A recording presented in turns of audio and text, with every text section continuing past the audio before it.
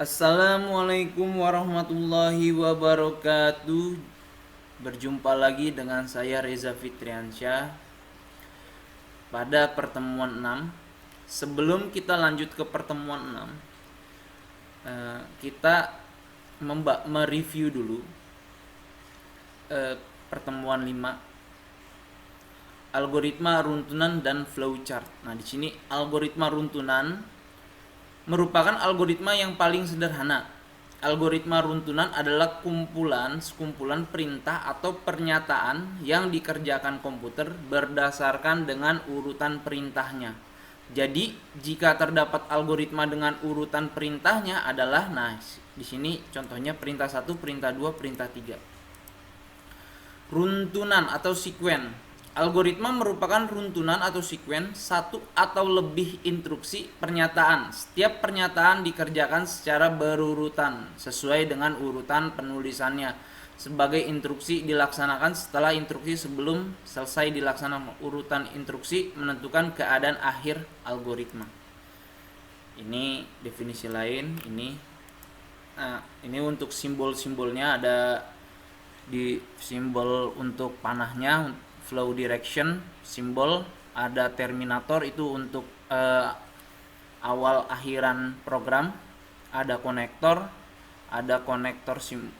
konektor sama ini tapi belum kita bahas di pertemuan ini.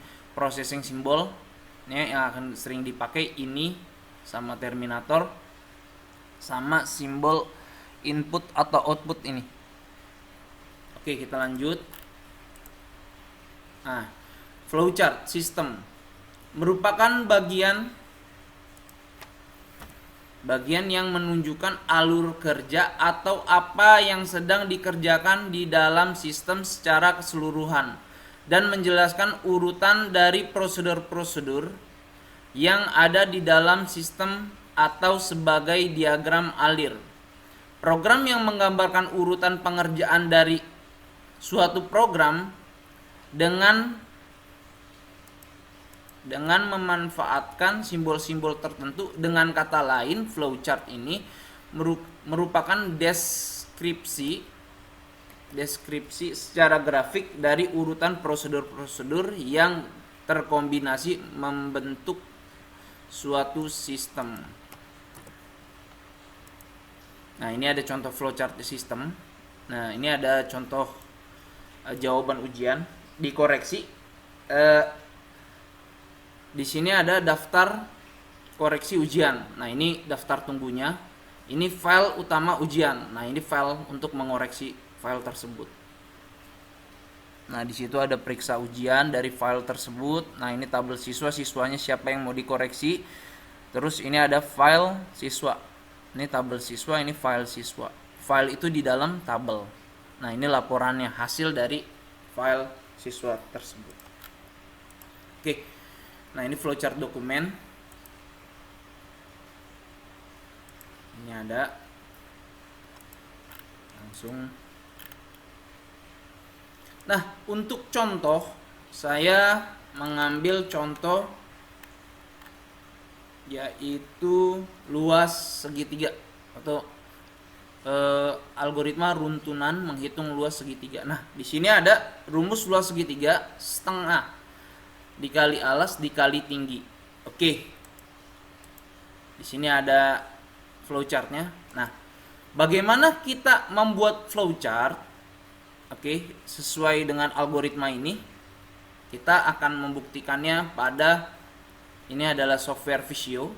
Nah, kalau saudara mahasiswa ingin mengerjakannya di handphone, boleh saja pakai Flowdia diagram. Nanti saya kirimkan linknya. Oke, lanjut. Yang pertama kali kita membuat sebuah flowchart itu yang pasti sekali, yaitu adalah terminator atau output atau inputnya sebuah sistem. Oke, di sini ada kita ngambil datanya. Oke, kita ambil datanya, kita baca lagi untuk yang runtutan. Nah, Masukkan nilai alas dan nilai tinggi. Oke, berarti ada dua. Ada dua data yang akan dimasukkan. Oke, di sini kita coba di sini. Nah, adapun untuk prosesnya, kita menggunakan proses, ya kan? Adapun untuk prosesnya, maka untuk prosesnya rumus untuk menghitung luas segitiga yaitu setengah dikali alas dikali tinggi. Oke, kita masukkan saja langsung di sini. Nah, oke. Pertama, yang paling pertama pasti kita start atau mulai sebuah program. Nah, di sini ada tadi yang tadi kita lihat perintahnya, ada dua data, yaitu input alas dan input tinggi. Oke. Nah, di tengah-tengah ini ada prosesnya, yaitu rumus. Rumus yang harus kita masukkan yaitu luasnya sama dengan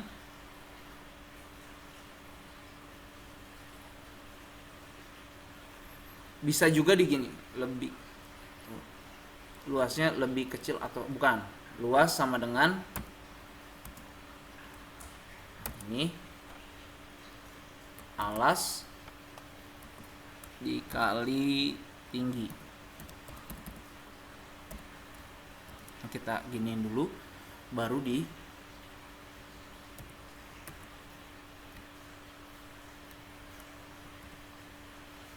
ya, berarti dikali setengah atau dibagi dua, bisa langsung kalau di program langsung dibagi dua. Nah, di sini ada lagi kita menggunakan data lagi. Nah, ini hasil outputnya, ya kan?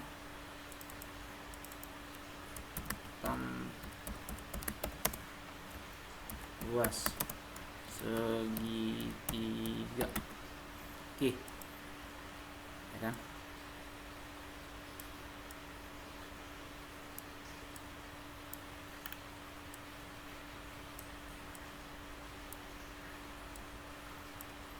Oke, kita buat lagi akhirannya atau N.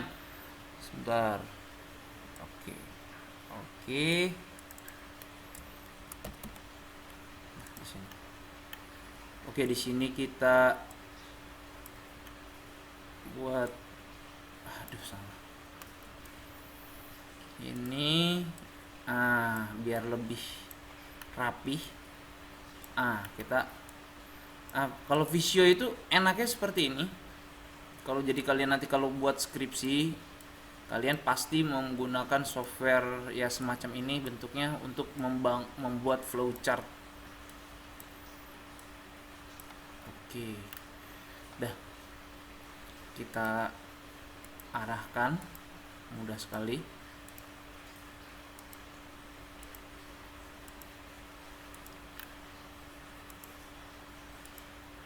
Oke, kita ke contoh yang kedua, yaitu saya ngambil contoh luas persegi panjang.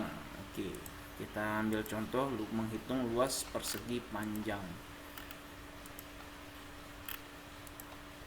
Luas persegi panjang. Oke, nah di sini. Nah, di sini ada analisisnya, yaitu ada input, ternyata ada panjang dan lebar.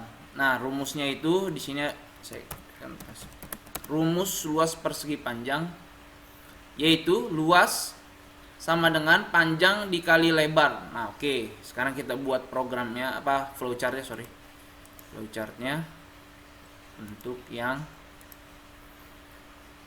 kita buat dulu seperti biasa lagi. Kita ke sini, kita ambil datanya, tadi ada panjang dikali lebar, berarti ada dua data yang akan diproses. Nah, prosesnya sendiri itu adalah rumusnya, ini adalah akhirannya, dan yang ini adalah akhiran. Kita rapikan dulu.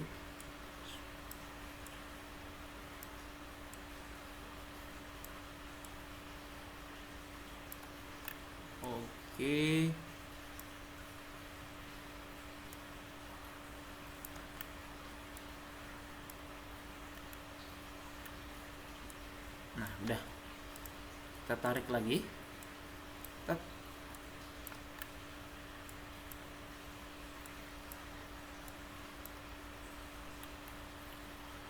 Yang pertama yaitu pastinya start atau mulai.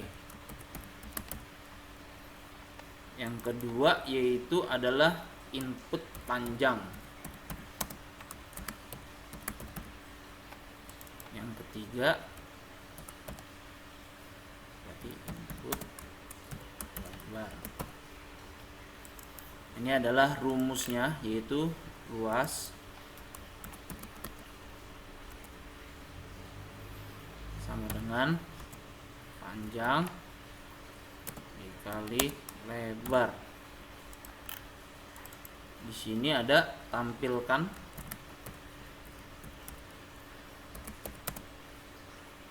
bisa dibilang hasil ya, tampilkan hasil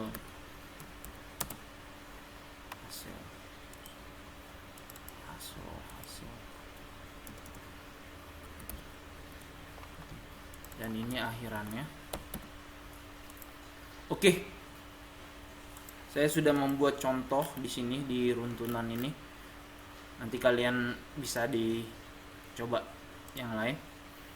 Nah, untuk yang pertemuan kali ini saya nggak terlalu banyak membuat itu, karena kalau nggak dipraktekkan juga percuma untuk.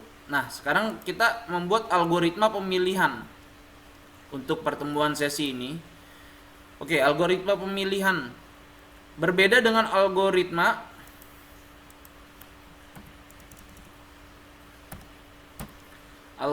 runtunan, di mana proses algoritmanya dilakukan langkah demi langkah. Sedangkan algoritma pemilihan, proses algoritmanya dilakukan sesuai dengan persyaratan atau kondisi tertentu yang sudah terpenuhi. Nah, di sini ada contoh flowchartnya. Nah, ini pada flowchart di bawah ini terdapat dua kondisi, yaitu perintah 1, ya kan? Ini perintah 1 dan perintah 2. Perintah 1 akan dieksekusi apabila kondisinya benar. Kondisinya berarti benar, berarti dari mulai kondisinya apa? Benar, B benar. Sedangkan perintah 2 akan dieksekusi apabila kondisinya salah. Nah, ini salah, langsung selesai juga. Oke. Di sini juga ada pemilihan bersarang. Flowchart di bawahnya menunjukkan bahwa apabila kondisi bernilai benar, sedangkan apabila bernilai salah, maka akan masuk kondisi 2. 1, 2, 1, 2. Nah, ini bagian kondisi 2 memiliki nilai. Apabila bernilai salah, maka akan masuk pada perintah 2. 2.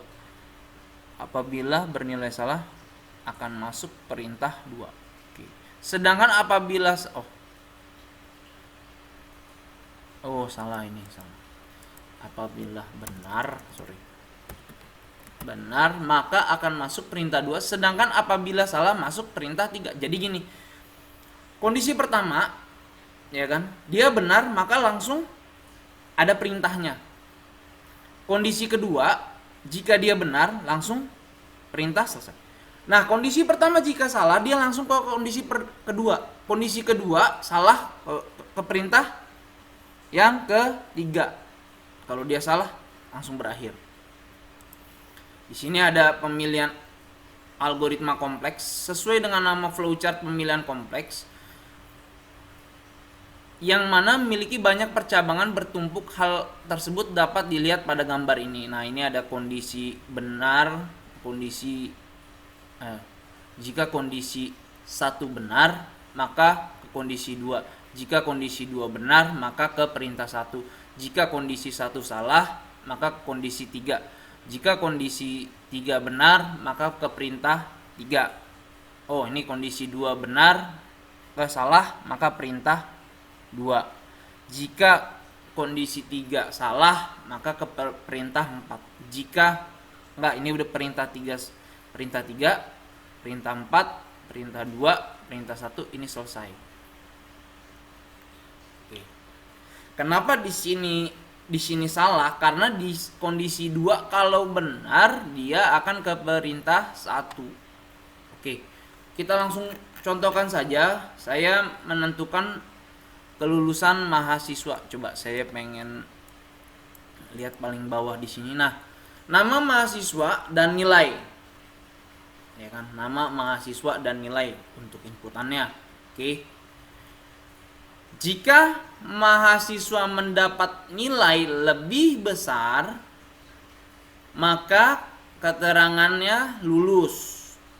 Jika mahasiswa mendapat nilai kurang dari 70, maka keterangannya tidak lulus.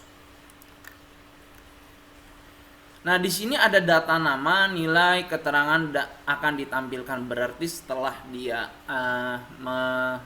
mengetahui nilainya di atas 70 atau di bawah 70, maka dia akan ditampilkan. Oke, kita buat flowchartnya.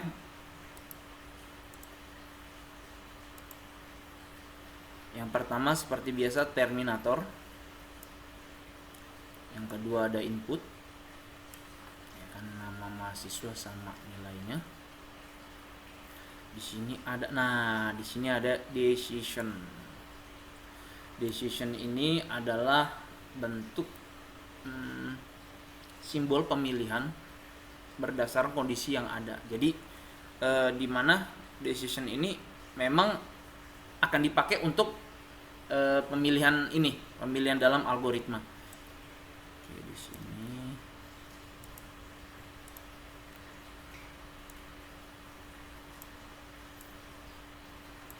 Oke. Di sini ada prosesnya. Ternyata ada 2 proses.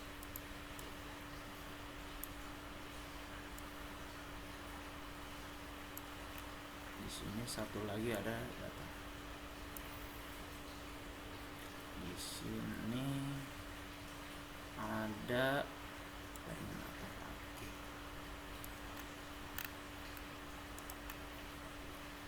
Untuk yang pertama seperti biasa.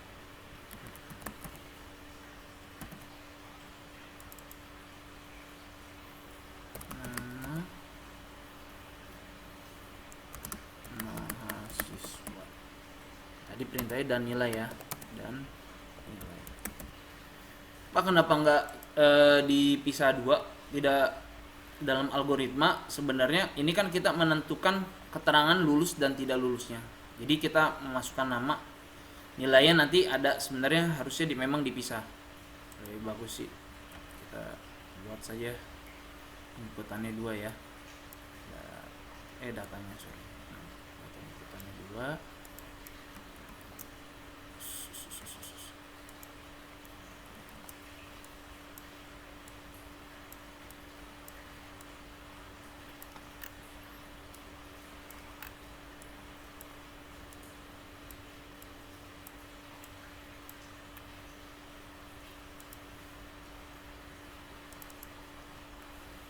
Start, di sini nama mahasiswa, di sini nilai, di sini. Nah, ini tadi pernyataannya.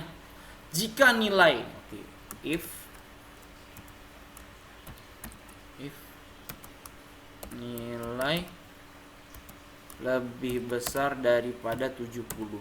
Pak, kenapa nggak ada yang lebih kecil daripada 70? Jika nilai lebih besar daripada 70, keterangannya tadi ada yang lulus ya. Nah, ini prosesnya.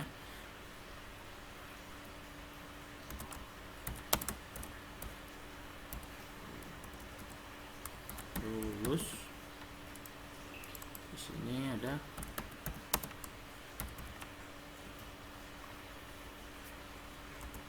tidak lulus. Nah, di sini ada tampilkan nama, nilai, dan keterangan. Tampilkan nama, nilai, dan keterangan. Nah, di sini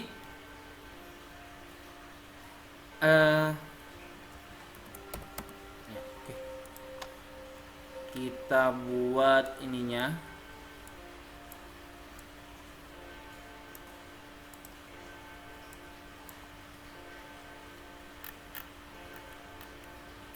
rapih ini. Sebentar saya hapus dulu ini.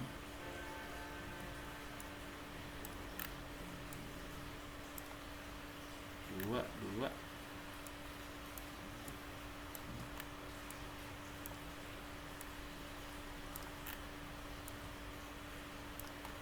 Oke, nah ini.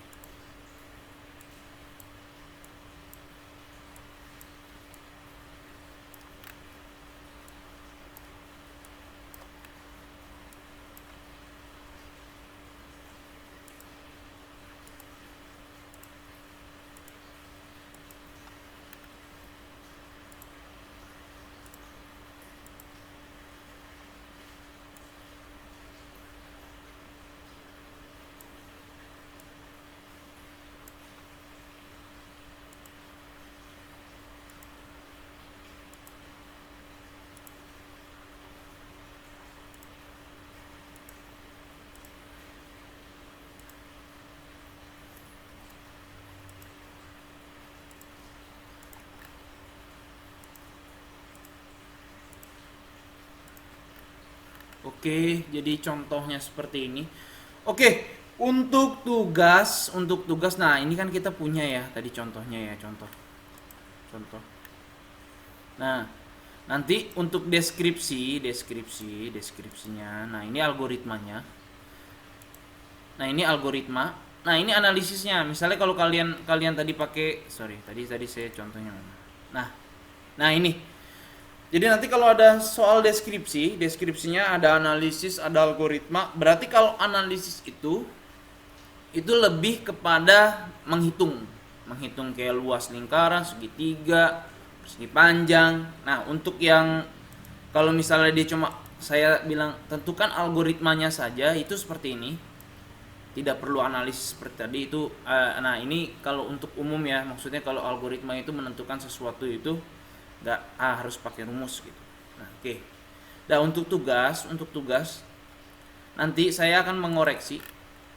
Kalian nanti membuat ini, ya kan, sudah membuat ini, kalian mudah sekali. Saya nanti koreksi dengan